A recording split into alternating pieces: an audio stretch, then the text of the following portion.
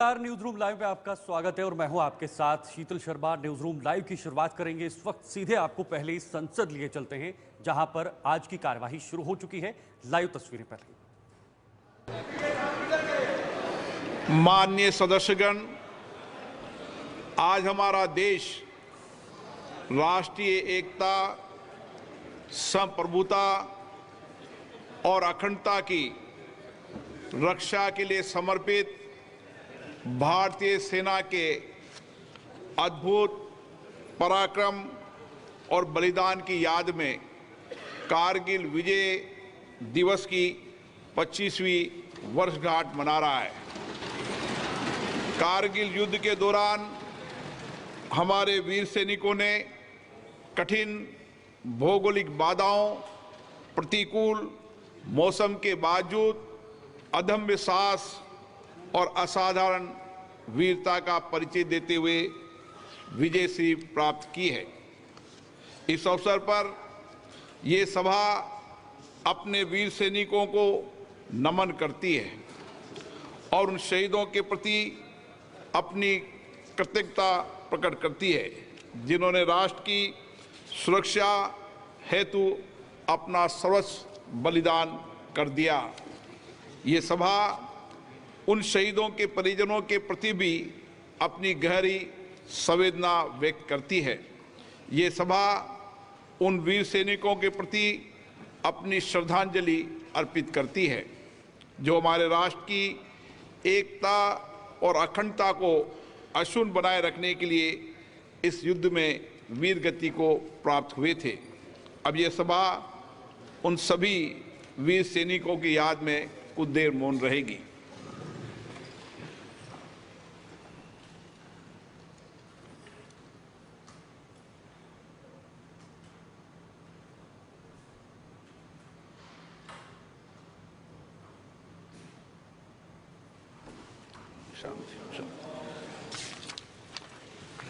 प्रश्नकाल। प्रश्न संख्या 61 श्री चमला किरण रेड्डी।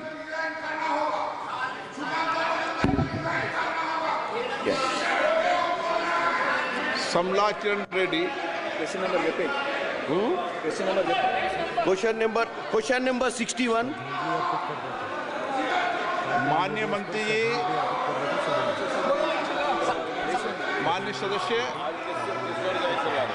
माननीय सदस्य क्वेश्चन पूछिए। क्वेश्चन नंबर 61 बोल दिया। स्पीकर सर, आप प्रश्न पूछिए। आप प्रश्न। Sir, honorable speaker sir, India, despite being home to 19% of world's children, ranks 113 out of 176 in well-being of children according to the End of Childhood Index. In 2022, child abuse cases surged by 8.7% and approximate 55% of children in India experience some form of abusing according to NCPCR study. India's child population is vulnerable with 28.9% falling victim to sexual crimes as per NCRB report 2020. Additional child rape cases have increased by 96% between 2016 and 2022.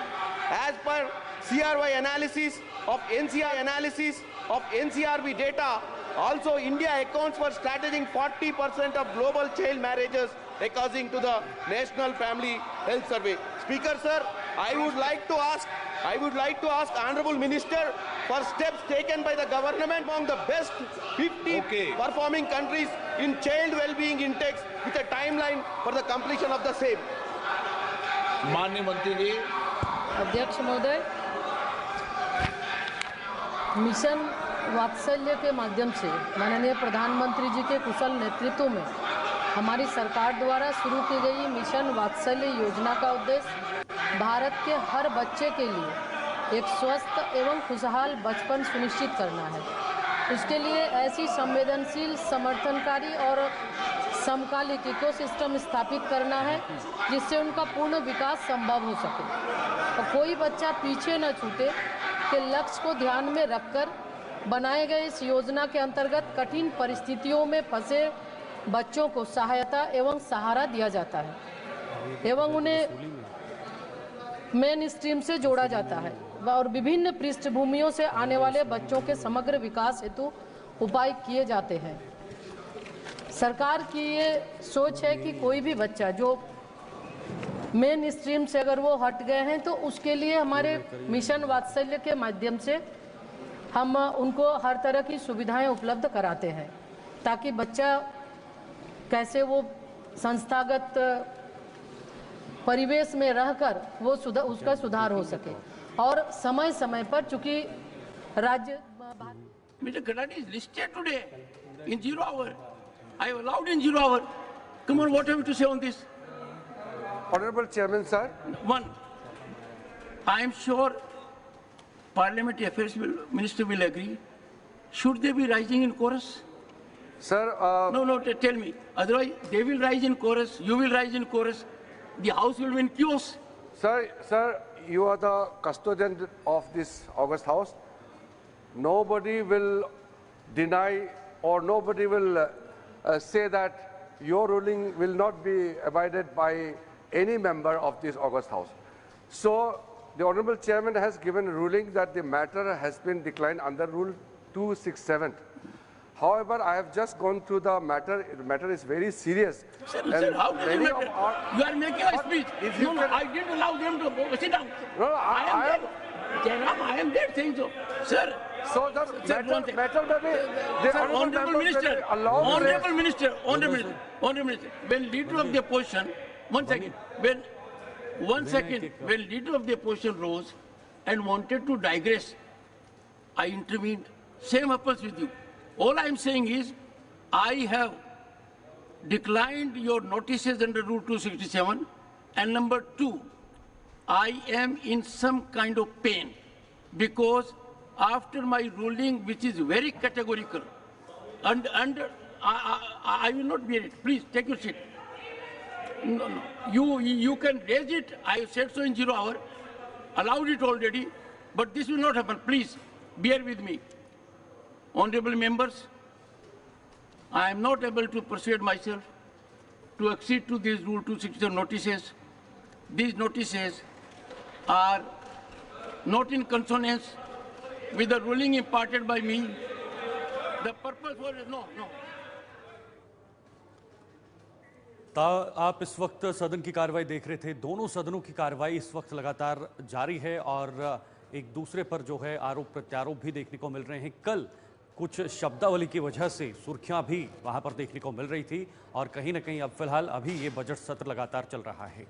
अब आगे बढ़ेंगे, अब बात करेंगे कारगिल विजय दिवस को लेकर जो आज पूरे देश के अंदर मनाया जा रहा है और उन शूर वीरों को आज याद किया जा रहा है जिन्होंने 26 जुलाई 1999 को भारत को पाकिस्तान के विरुद्ध विजय दिलाई थी और उन चोटियों को एक एक करके मुक्त करवाया था, जिन चोटियों पे पाकिस्तान के सैनिकों ने कब्जा किया था, पाकिस्तान ने कब्जा किया था। लेकिन भारत के वो शूरवीर, वो सैनिक, वो बलवान जिन्होंने लगातार वहां पर जो है वो खड़े होकर पाकिस्तान का मुकाबला किया, पाकिस्तान के उन सैनिकों को वहां से पीछे खदेड़ने का काम किया, एक एक करके उन सभी चोटियों को आजाद कराया और वहां पर अपना तिरंगा लहराया। तिरंगा लहरा के ये बता दिया कि दुनिया में भारत की सेना और भारत की सेना का पराक्रम जो है वो काफी ज्यादा है और उसी के मद्देनजर पाकिस्तान को धूल चटकाने में सेना ने बड़ी कामयाबी हासिल की थी। हालांकि उसमें हमारे कई जवान भी शहीद हुए थे, कई जवानों ने शहादत प्राप्त की थी और आज उसी के याद में कारगिल विजय दिवस मनाया जाता है। 25वीं वर्षगांठ आज मनाई जा रही है जिसमें प्रधानमंत्री मोदी भी आज पहुंचे हुए हैं। उन्होंने भी वहां पर उन शूरवीरों को श्रद्धांजलि अर्पित की है, उन्हें याद किया है और नम आंखों से उन्हें श्रद्धांजलि अर्पित की है जिन्होंने हमारे देश के लिए और हमारे देश के लोगों के लिए हमेशा अपने प्राणों की आहुति देने के लिए आगे रहे, अपने इस देश को बचाने के लिए आगे रहे, बॉर्डर से जो भी घुसपैठ होती थी उसको नाकाम करने के लिए आगे रहे और सफलता भी हासिल की। इसी पर आज बातचीत करेंगे हमारे साथ इस वक्त मेरे सहयोगी राजेश कुमार जुड़ चुके हैं जो सेवानिवृत्त हैं और सेना में रहे और आज हमारे सहयोगी भी हैं। राजेश, बताइएगा आज कितना अहम दिन है, क्योंकि आज जो शौर्य उस समय देखने को मिला था, जो एक उनमें सेना में जो एक कहीं ना कहीं पराक्रम था वो दिखाई देता है। और 25वीं वर्षगांठ आज लेह के अंदर मनाई जा रही है, लद्दाख के अंदर, कारगिल के अंदर मनाई जा रही है, तो कैसे देखते हैं आप? मैं बहुत खास दिन है और मैं कह सकता हूं कि 1971 की जंग तो हम लोगों ने नहीं देखी थी, लेकिन ये जंग हमने देखी थी, अपनी आंखों से देखा था। मैं उन लोगों में शामिल हूं जिसकी 3 पीढ़ियां लगातार फौज में रही हैं। उस समय मेरे फादर खुद आर्मी में थे, वो खुद इस सेक्टर में जाकर लड़ रहे थे, तो टीवी पे हम देखा करते थे। और ये वो पल था जिसने हम जैसे यूथ को इंस्पायर किया कि आपने आगे जाकर सरहदों पर खड़ा होना है। बिल्कुल, यहीं से हमें एक मोटिवेशन मिला। उसके बाद हमने तैयारियां की और फिर हम वहां तक पहुंचे और श्रद्धांजलि उन वीर शहीदों को। बहुत मुश्किल वो ऑपरेशन था। हमने छोटे थे तब, सोशल मीडिया नहीं होता था, मीडिया हुआ करता था, उसमें हम देखा करते कितना मुश्किल था। रात का समय है, दिन में आप मूवमेंट नहीं कर सकते, दिन में अगर आप मूवमेंट करते हैं तो आप दुश्मन की नजर में आ जाते हैं। आपको रात को ही चलना है, रात को चलना है, दिन को रास्ते को रेकी करना है, रात को आपको चलना है, फिर रात को आपको दुश्मन के ऊपर जाकर अटैक भी करना है। दुश्मन ऊपर से अगर पत्थर भी फेंक दे तो वो गोली की तरह आपकी तरफ आता था। कैसा रहा होगा वो पल जब उन चोटियों पर चढ़कर, उतनी ऊंचाई की चोटियों पर चढ़कर, उतने ठंडे मौसम में और भौगोलिक परिस्थितियों को पाते हुए वहां पर चोटियों पर चढ़ते हुए हमारे सैनिकों ने झंडा लहराया, तिरंगा लहराया।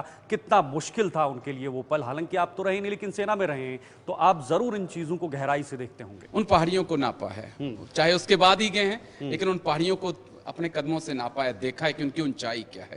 तो वो ऊंचाई ये बताती है कि बहुत मुश्किल था। मैं जैसा कह रहा हूं आपसे कि गोली नहीं, ऊपर से अगर दुश्मन पत्थर भी फेंक देता था तो वो पत्थर भी गोली की तरह आता है, और जब लगता है तो वो गोली से ज्यादा चोट पहुंचाता है। लेकिन सोचिए उन जवानों के दिल में कितना देश प्रेम रहा होगा। उन्हें पता है कि ऊपर दुश्मन बैठा है, उसके पास तमाम तरह के हथियार हैं, वो लगातार फायरिंग कर रहा है, लेकिन उससे पता है कि मैंने ऊपर जाना है, मुझे उसे हटाना है, उसे मारना है, यहां से खदेड़ना है।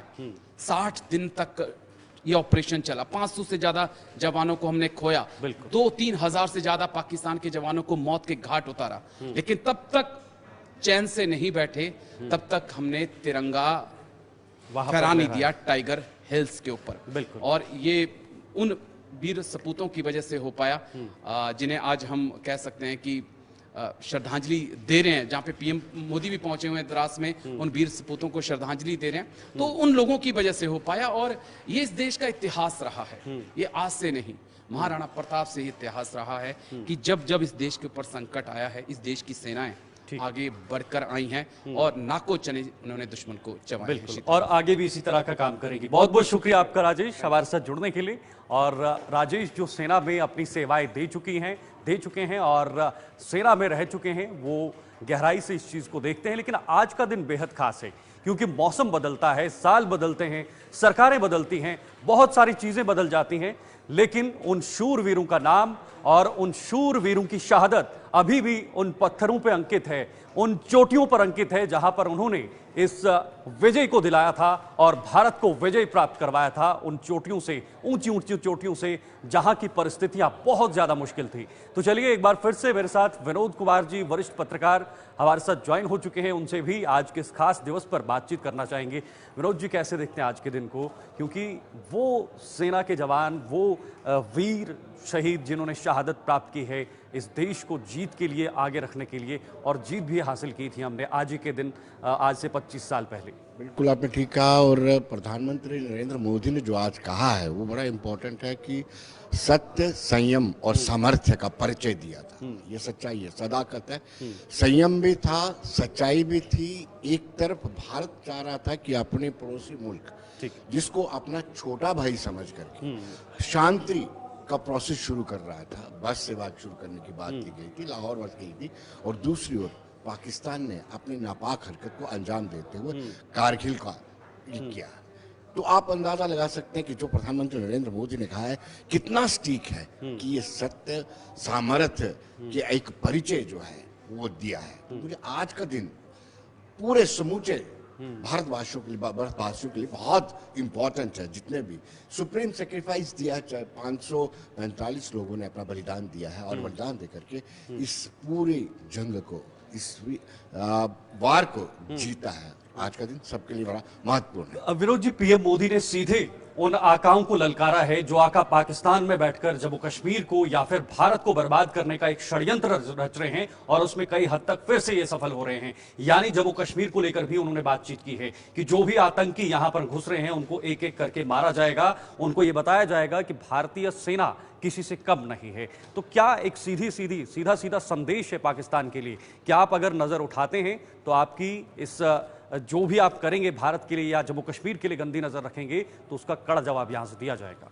बिल्कुल, ये बहुत बड़ा संदेश लंबे अंतराल के बाद प्रधानमंत्री नरेंद्र मोदी ने दिया, पाकिस्तान को संदेश दिया और जो टेररिस्ट आउटफिट्स वहां से संचालित की जा रही है उनके आकाओं को भी सीधा संदेश दे दिया। और साफ शब्दों में कहा उन्होंने कि उनके मंसूबे कभी पूरे नहीं होने दिए जाएंगे। पाकिस्तान जो है प्रॉक्सी वार लगातार चला रहा है, इस प्रॉक्सी वार में पाकिस्तान के मंसूबे पूरे नहीं होंगे। उन्होंने कहा कि पाकिस्तान को अपने इतिहास में जाना चाहिए और इतिहास में देखना चाहिए कि कितनी मर्तबा पाकिस्तान ने इसका प्रयत्न किया है, यानी नापाक हरकतें की हैं, उसके बावजूद भी भारत ने उसको मुंह तोड़ जवाब दिया है। भारतीय सेना अभी भी सक्षम है, ये प्रधानमंत्री नरेंद्र मोदी ने पूरा संदेश। बड़ी बात यह है कि कुछ घटनाएं, आतंकी घटनाओं में इजाफा हुआ है, इसको लेकर के भी आज प्रधानमंत्री ने कारगिल से सीधा संदेश पाकिस्तान को दे दिया है, आईएसए को सद दिया, पाकिस्तानी सेना को दे दिया है जो सदम युद्ध यहाँ पे कर रहे हैं कि किसी भी उस आतंकवादी को बख्शा नहीं जाएगा जो हमारी सरजमी में आएगा, आने के प्रयत्न करेगा या आकर के कोई बड़ी घटना को अंजाम देने का प्रयास करेगा। विनोद जी, हालांकि ये राजनीतिक विषय नहीं है, लेकिन उसके बावजूद भी प्रधानमंत्री मोदी ने पिछली सरकारों को कोसा है। उन्होंने कहा है कि इस तरह के जो सेना के कार्यक्रम होते हैं या कोई भी विजय दिवस होता है उनको दरकिनार किया जाता था, लेकिन आज सौभाग्य की बात है कि हमें फिर से ये कारगिल विजय दिवस मनाने का मौका कारगिल के अंदर मिला है। बिल्कुल, आपने ठीक कहा कि शौर्य की बात है। जो जवान है, जवानों ने अपना बलिदान देकर के इतना बड़ा युद्ध को जीता है, कितने देर तक चला था, कितने लोगों ने शहादत दी।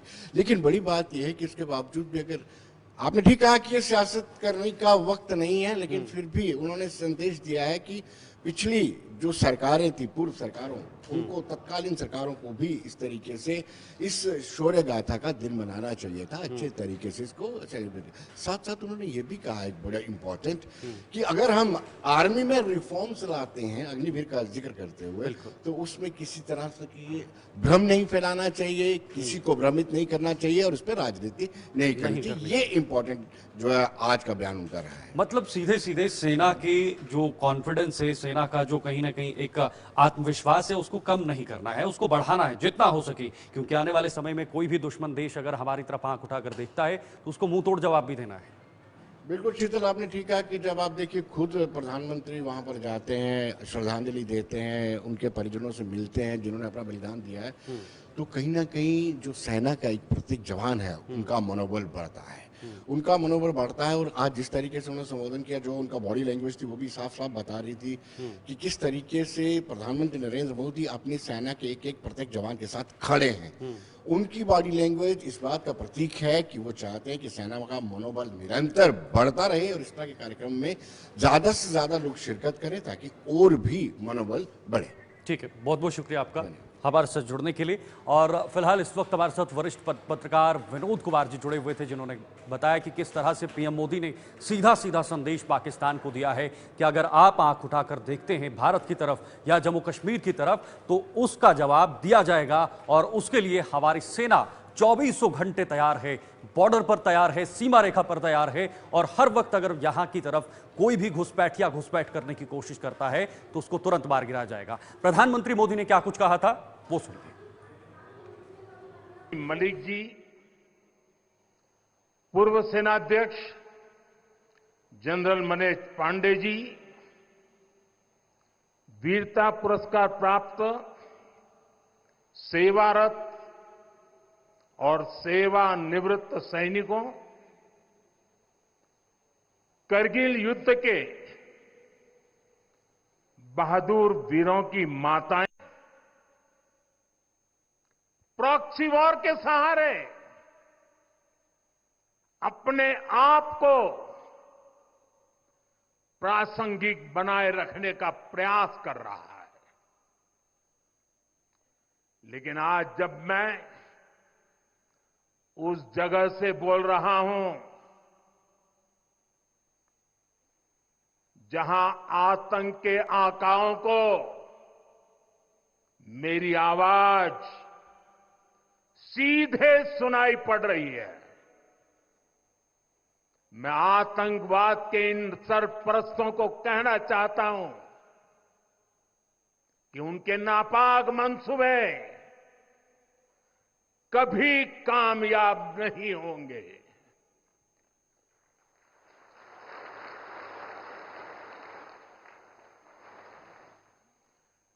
आतंकवाद को हमारे जाबाज पूरी ताकत से कुचलेंगे।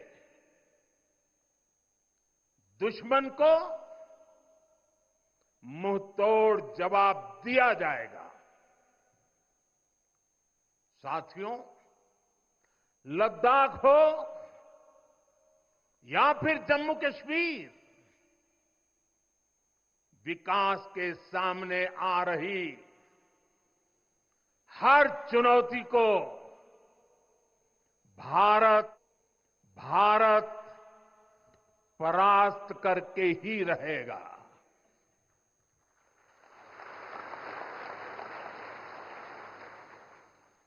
कुछ ही दिन बाद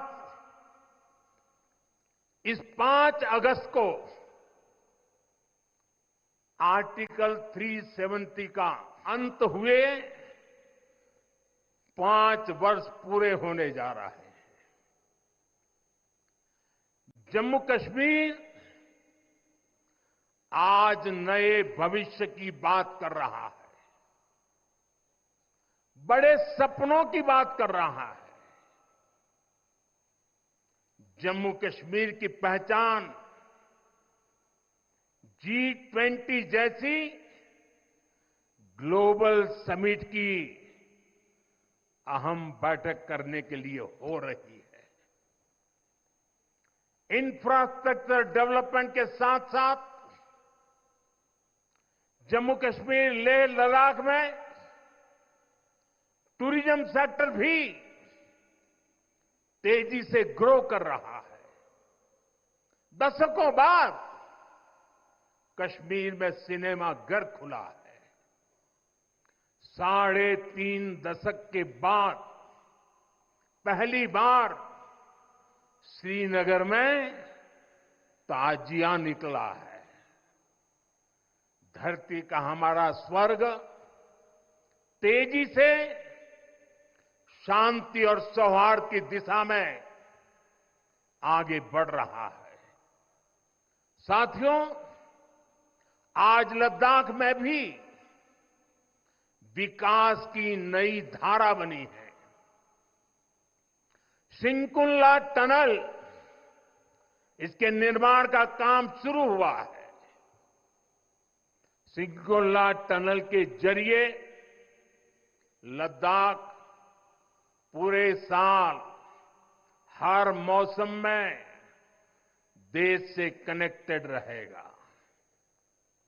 ये टनल लद्दाख के विकास और बेहतर भविष्य के लिए नई संभावनाओं का नया रास्ता खोलेगी।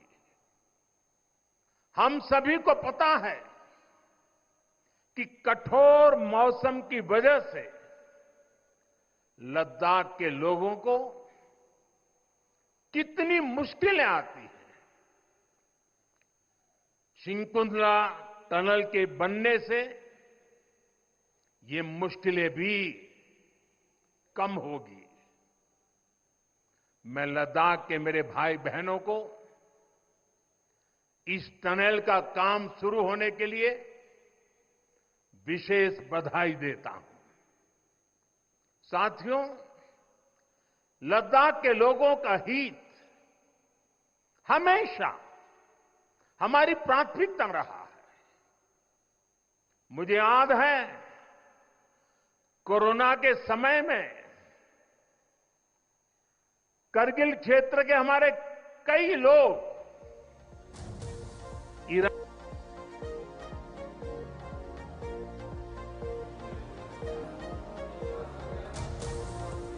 मैंने व्यक्तिगत स्तर पर काफी प्रयास किए।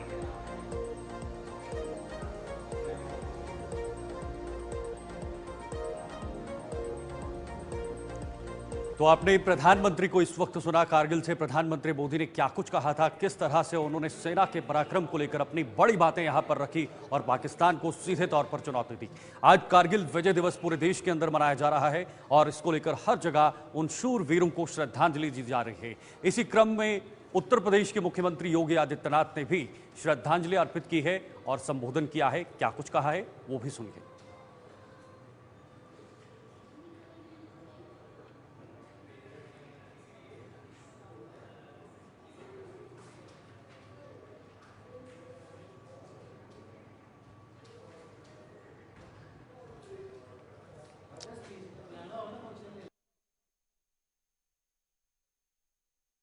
सीधी तस्वीरें देख रहे हैं। सीएम योगी आदित्यनाथ कारगिल विजय दिवस को लेकर श्रद्धांजलि अर्पित कर रहे हैं और आज 25 साल पूरे हुए हैं। 25वीं वर्षगांठ आज मनाई जा रही है। 26 जुलाई 1999 का वो दिन हम सबको याद है और आप सबको भी याद होगा, जिस दिन भारत ने कारगिल के अंदर एक तिरंगा लहराया था और पाकिस्तान को उनको जो है वो चटकनी दी थी और उसके बाद वो जीत हासिल की थी।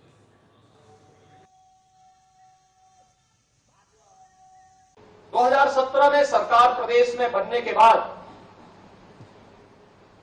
राज्य सरकार के नियमों में संशोधन करते हुए हम लोगों ने कुछ व्यवस्थाएं लागू की और उसके अंतर्गत हम लोगों ने सुनिश्चित किया कि भारत हम इसलिए सुरक्षित हैं, हम इसलिए अपनी प्रगति के मार्ग को आगे बढ़ाने के लिए स्वतंत्र हैं क्योंकि दिन और रात, सुबह और शाम घर से दूर सम और विषम परिस्थितियों का सामना करते हुए, मौसम के प्रतिकूल परिस्थितियों का सामना करते हुए हमारा बहादुर जवान भारत की सीमाओं की रक्षा करने के लिए पूरी दृढ़ता के साथ खड़ा है।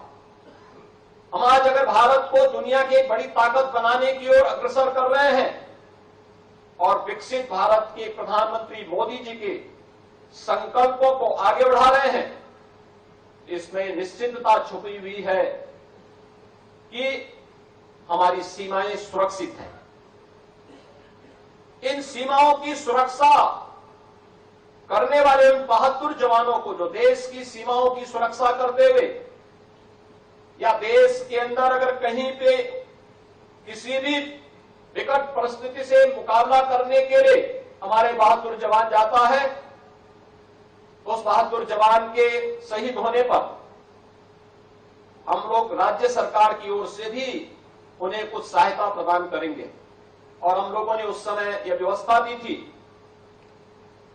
कि कोई भी हमारा जवान जो भी इस युद्ध, किसी भी युद्ध के दौरान या सीमा की सुरक्षा करते हुए शहीद होता है, हम राज्य शासन की ओर से भी उस परिवार को न केवल 50 लाख रुपए की सहायता राज्य शासन देगा, अपितु उस परिवार के एक सदस्य को उत्तर प्रदेश शासन की सेवा में सेवा का अवसर भी राज्य सरकार प्रदान करेगी। चलिए, न्यूज रूम लाइव में इस वक्त एक छोटे से ब्रेक का है। ब्रेक के बाद फौरन लौटते हैं।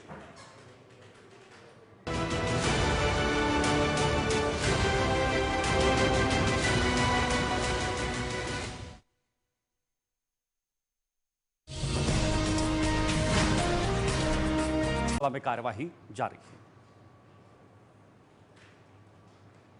अवधियों में हमारे बीच कई अभिनेता, खिलाड़ी, आम नागरिक गुजर गए, जिसमें प्रमुख पूर्व मंत्री लालचंद महतो, हीराराम तूफानी, सुशील कुमार मोदी, महेंद्र नारायण यादव, शांति देवी, एल रामदास, डॉक्टर रमेश शरण, उद्धव राव आदि प्रमुख हैं। मैं ईश्वर से प्रार्थना करता हूं उनके आत्मा को शांति प्रदान करे, आत्मा को शांति प्रदान करे एवं उनके परिजनों को सहन शक्ति दे। माननीय सदस्य श्री सुदेश कुमार महतो। अध्यक्ष महोदय, विगत सत्र से अब तक की अवधि में हमारे बीच से कई राजनेता, खिलाड़ी एवं आम नागरिक गुजर गए हैं। इनमें से प्रमुख इस राज्य के प्रथम ऊर्जा मंत्री लालचंद महतो जी, हीरालाल तूफानी जी, बिहार के पूर्व उप मुख्यमंत्री सुशील कुमार मोदी जी, बिहार के पूर्व मंत्री महेंद्र नारायण यादव जी, बिहार विधानसभा के सदस्य शांति देवी जी, पूर्व नौसेना अध्यक्ष एल रामदास जी, प्रसिद्ध शास्त्री और पूर्व कुलपति डॉक्टर रमेश शरण जी, अंतर्राष्ट्रीय एथलीट बुद्धबाबू राव जी एवं अन्य प्रमुख हैं। मैं व्यक्तिगत रूप से चूंकि लालचंद जी के साथ इस प्रदेश में काम करने का मौका मिला, वो एक पिछड़ों की आवाज थे और हमेशा इस राज्य के लिए संजीदा रहे। बाकी अन्य की भी भूमिका अपने प्रदेश के लिए, देश के लिए महत्वपूर्ण रही है। मैं आपके माध्यम से ईश्वर से प्रार्थना करता हूं कि भगवान इन्हें श्री चरण में जगह दे तथा इनके परिवार को इससे उत्पन्न परिस्थिति से उबरने की शक्ति दे। धन्यवाद। माननीय सदस्य प्रदीप यादव जी। अध्यक्ष महोदय, विगत सत्र से अब तक कई प्रमुख राजनेता, कई समाज के भिन्न भिन्न क्षेत्रों के प्रमुख लोग हमारे बीच नहीं रहे, जिनके शोक प्रकाश में आपने नाम अंकित किए हैं। कुछ लोगों के नाम अंकित नहीं है। उन तमाम लोगों के प्रति, चाहे वो छोटी घटना हो, दुर्घटना हो, इन तमाम लोगों में जिनके जो हमारे बीच अब तक नहीं रहे, उन तमाम लोगों के प्रति सदा सुमन अर्पित करता हूं और भगवान से प्रार्थना करता हूं। तो आप झारखंड विधानसभा से इस वक्त लाइव तस्वीरें देख रहे थे, जहां पर कार्यवाही फिलहाल जारी है और इससे बताया जा रहा है कि ये सत्र हंगामेदार रह सकता है, हंगामेदार रहने के आसार हैं। आगे बढ़ेंगे, एक बड़ी खबर इस वक्त आ रही है, आपको बताना चाहेंगे सुल्तानपुर कोर्ट में आज राहुल गांधी की पेशी होनी है। आपको बताना चाहेंगे सुल्तानपुर कोर्ट में आज राहुल गांधी पेश होंगे। मानहानि केस में राहुल गांधी की ये पेशी होनी है। राहुल गांधी मामले में 12 अगस्त को ये सुनवाई होगी। अमित शाह पर आपत्तिजनक टिप्पणी का ये पूरा मामला है और इसी मामले में सुल्तानपुर कोर्ट में राहुल गांधी की पेशी हुई है। ये मानहानि का मामला है जिसको लेकर राहुल गांधी की आज सुल्तानपुर के कोर्ट में पेशी हो रही थी और इसी को लेकर अब फिलहाल 12 अगस्त को अगली इस पर सुनवाई होने वाली है। तो अमित शाह पर आपत्तिजनक टिप्पणी करने का यह पूरा मामला है जिसको लेकर इस पर मानहानि का केस दर्ज किया गया था और आज सुल्तानपुर में राहुल गांधी की पेशी हुई और अब यह बताया जा रहा है कि अगले 12 को जो है इसकी अगली सुनवाई होने जा रही है।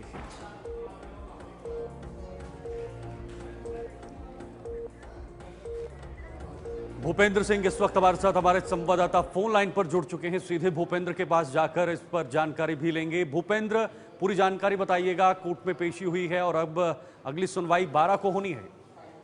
आपको बता दें शीतल जी की 5.5 वर्ष पहले कर्नाटक के विधानसभा चुनाव में कांग्रेस के राष्ट्रीय अध्यक्ष और राहुल गांधी ने विवादित बयान, तत्कालीन राष्ट्रीय अध्यक्ष राहुल गांधी ने तत्कालीन गृह मंत्री के ऊपर विवादित बयान दिया था, जिस पर विजय मिश्रा ने सुल्तानपुर कोर्ट में उनके ऊपर एक मुकदमा दायर किया था, जिसमें सुनवाई होते हुए 12 फरवरी को राहुल गांधी को जमानत पर रिहा किया गया। तो उसके बाद लगातार सुनवाई के बाद आज पुनः उनकी पेशी जो है उसी मामले में हो रही है।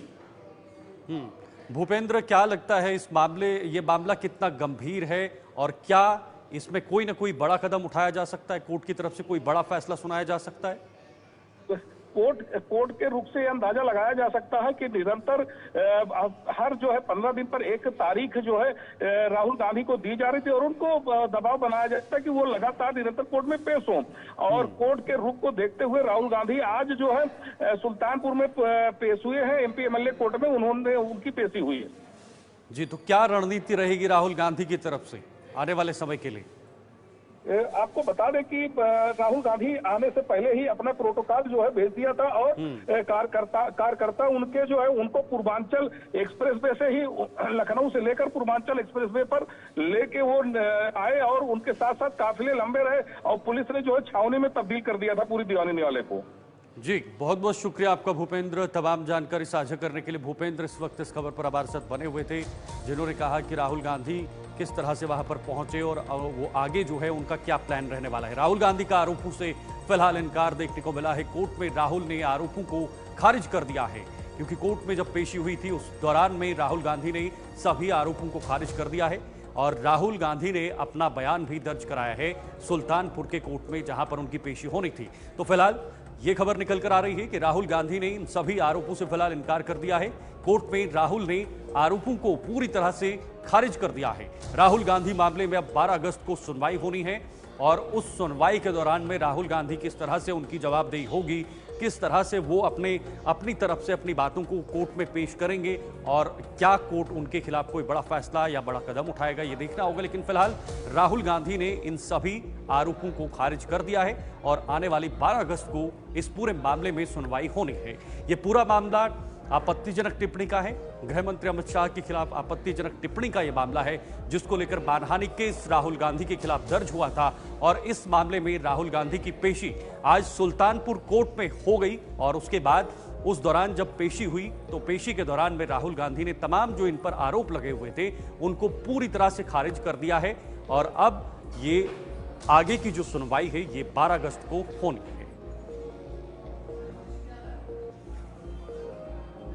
तो फिलहाल कोर्ट में आरोपों को खारिज कर दिया है राहुल गांधी ने और राहुल गांधी ने अपना बयान जो है वो दर्ज करा दिया गया है।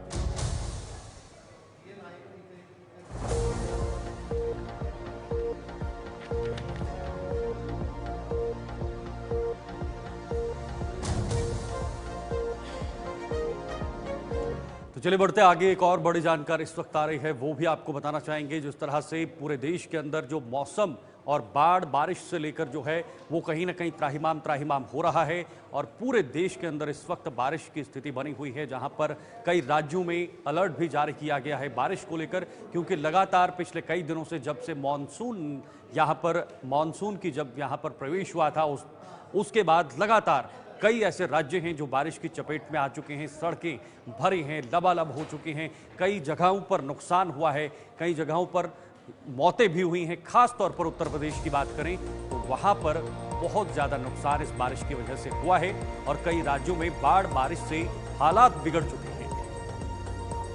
तो आपको बता दें, बारिश एक बहुत बड़ी चुनौती इस वक्त देश के कुछ राज्यों में लोगों के लिए बनी हुई है, क्योंकि लगातार आसमान से पानी बरस रहा है। इंद्रदेव जो है वो लगातार बरस रहे हैं और लगातार पानी का बरसना वो बाढ़ की शक्ल में पैदा होता है और जब बाढ़ होती है तो कहीं ना कहीं घरों में घुस जाती है। जो सड़कें होती हैं वो पूरी तरह से भर जाती हैं, आसपास के इलाके जो हैं वो पानी से भर जाते हैं और वहां पर आवाजाही करने में दिक्कत होती है, गाड़ियों में दिक्कत होती है या फिर जो रोजमर्रा का जीवन या रोजमर्रा की वहां से आवाजाही होती है, जो लोग अपने कार्यों के चलते एक जगह से दूसरी जगह जाते हैं, उनके लिए एक बहुत बड़ी चुनौती ये बारिश बन चुकी है। और उत्तर प्रदेश की बात करें तो उत्तर प्रदेश में कई ऐसे गांव हैं जो बारिश की चपेट में आए हैं, बाढ़ से वहां पर डूबे हुए हैं, लोगों को बहुत दिक्कतें हो रही हैं, लोग बाहर निकलने से कतरा रहे हैं। हालांकि सरकार ने जरूर बारिश को संज्ञान में लेकर कोई ना कोई बड़े कदम उठाने की कोशिश की है।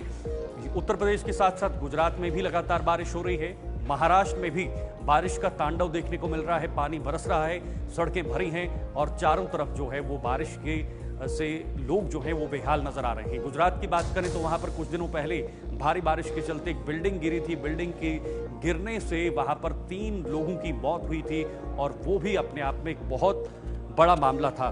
तो लगातार जो बारिश है वो देश के अंदर हो रही है, जिससे लोगों को कई सारी दिक्कतें उठानी पड़ रही हैं और कई सारे ऐसे इलाके हैं जहां पर बारिश हो रही है, रेड अलर्ट भी जारी किया है।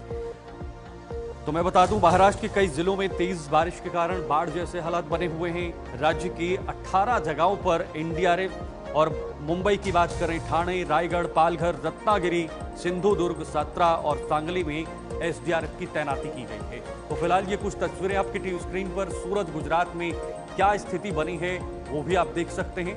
पुणे महाराष्ट्र में ये सड़कों पर नाव चल रही है और वहां पर जो रेस्क्यू टीमें हैं वो भी लगातार तैनात हैं। महाराष्ट्र की बात करें, मुंबई की बात करें तो वहां पर भी लगातार बारिश हो रही है और सड़कों पर पानी भरा हुआ है। साथ ही साथ रांची, झारखंड, जहां पर मौसम बिगड़ा हुआ है, तेज हवाएं चल रही हैं, बारिश हो रही है और बारिश से वहां पर बाढ़ भी आ रही है, जिस वजह से वहां पर भी लोग जो हैं वो बारिश की चपेट में हैं। तो पूरे देश के कुछ राज्यों में जो है वो बारिश से, बाढ़ से हालात बिगड़े हुए हैं। गुजरात के 10 जिलों में बाढ़ जैसे हालात बने हुए हैं। साथ ही सूरत में 1 लाख लोग बाढ़ से प्रभावित हुए हैं। गुजरात के सूरत में 1 लाख से ज्यादा लोग जो हैं वो प्रभावित हुए हैं। कुल मिलाकर आप खुद अंदाजा लगा सकते हैं। 18 राज्यों में भारी बारिश, जिसमें गोवा है, महाराष्ट्र है, गुजरात है, मध्य प्रदेश है, उत्तराखंड है। ये सभी ऐसे राज्य हैं जहां पर इस वक्त भारी बारिश हो रही है। ओडिशा में बहुत भारी बारिश का अलर्ट भी जारी कर दिया है। ये कुछ ऐसे राज्य हैं जहां पर लगातार बारिश। छत्तीसगढ़, हिमाचल प्रदेश, राजस्थान, उत्तर प्रदेश, यहां पर भी भारी बारिश हो रही है। यहां पर भी बारिश के चलते लोगों में काफी जो है वो हड़कंप देखने को मिल रहा है। हरियाणा, तमिलनाडु, केरल, असम, मेघालय और पश्चिम में भी बारिश जो है वो हालात बने हुए हैं, बाढ़ जैसे हालात बने हुए हैं। और झारखंड, सिक्किम, ये राज्य भी इसकी चपेट में आ रहे हैं। तो आप देख सकते हैं 18 राज्य ऐसे जहां पर भारी बारिश का अलर्ट फिलहाल जारी किया गया है। और मौसम विभाग की माने तो आने वाले कुछ दिनों तक फिर से बारिश हो सकती है। इसी तरह का मौसम बना हुआ रह सकता है।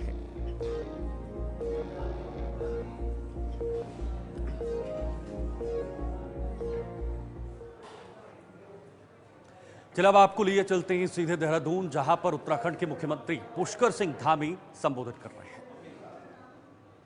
वो एलईडी के माध्यम से देख रहे हैं। ऐसे मेरे वहां बैठे हुए सभी छात्र एवं छात्राएं, मैं सबका स्वागत करता हूं, सबका अभिनंदन करता हूं और आज के इस दिवस की आप सबको बहुत बधाई देता हूं। मैं सर्वप्रथम आज के इस अवसर पर कारगिल युद्ध में अपना सर्वस्व निछावर करने वाले सभी भारत माता के वीर जवानों को नमन करता हूं और अपने वीर बलिदानियों को ये देश कभी भुला नहीं सकता है। हमेशा वो हमारे स्मरण में रहेंगे। अभी कारगिल युद्ध के बारे में हमारे अधिकारीगणों ने बताया किस प्रकार का वो युद्ध था और हमारे वीर सैनिकों ने इस युद्ध में दुर्गम बर्फीली पहाड़ियों और विपरीत परिस्थितियों में भी अदम्य साहस, उत्कृष्ट रणनीति, अभूतपूर्व पराक्रम और महान धैर्य का परिचय देते हुए दुश्मन को भारत की सीमा से खदेड़कर विजय दिलाने का काम किया था। इस युद्ध में हमारे सैनिकों ने जिस वीरता और साहस का परिचय दिया वो हम सबको ले हमेशा स्मरण में रहेगा और हमारी आने वाली पीढ़ियां उनको हमेशा याद करेंगी। हमेशा उनके जीवन को ये युद्ध प्रेरित करता रहेगा। भाइयों बहनों, कारगिल की विजय गाथा की जब भी हम बात करते हैं तो उत्तराखंड के वीर जवानों की चर्चा के बिना ये गाथा पूरी नहीं होती है। इस युद्ध में शहीद हुए अपने उन 75 सपूतों का ये बलिदान वीर भूमि कभी भुला नहीं सकती, जिन्होंने दुश्मन को नाको चने तब चबवा दिए थे।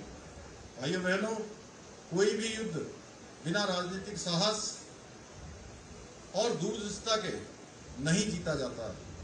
इसलिए आज के इस अवसर पर कारगिल के समय में देश का नेतृत्व करने वाले हमारे देश के पूर्व प्रधानमंत्री और जिनके प्रधानमंत्री रहते हुए हम सब लोगों को उत्तराखंड राज्य की स्थापना का अवसर मिला था। हम सब नए राज्य में हमारे नए राज्य का गठन हुआ था।